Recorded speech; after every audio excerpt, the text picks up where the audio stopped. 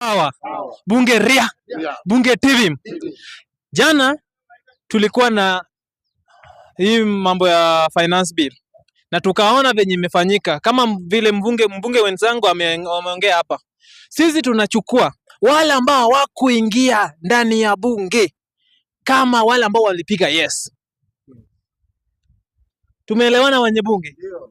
Wale ambao hawakuwa wasaliti, wao ni wasaliti, tunasema wao pia walipiga yes. Tuko na only 40, is it 41 ama 42? 49? Yes, wenye walikuwa. Wenye walipiga yes. Wenye walipiga no. 40 peke yake. Hawa ndio tunajua enyewe walitusimamia kama wa raia. Ya pili, niliona Senate. Hata hii mambo ya leo Senate ikigrill Sakaja na hii mambo ya Wanga nataka kuzicombine. Uwezi ukaniambia no matter how expensive building a latrine might be, it can never cost an $500,000. Jameni, hata tuache kupolitize hizi vitu. Hata kama iko highly expensive, hadi mlango mbili ya choo hati ina cost $500,000, $500,000. Hiyo ni uongo. Ya pili, wale ambao wanasema hapa Nairobi tuko sawa, hatuko sawa.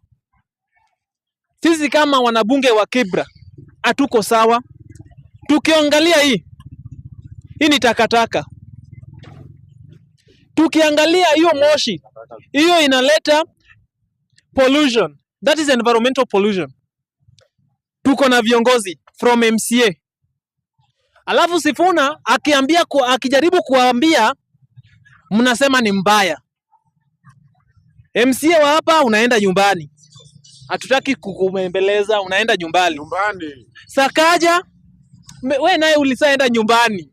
We kenye unaweza fanya as for now, the only honorable thing yenye unaweza fanya, the only honorable thing yenye Sakaja we unaweza fanya, just embrace and support Babu Owino for this, cause umeshindwa, and mwanaume asiyekubali kushindwa hautakuwa mshindi.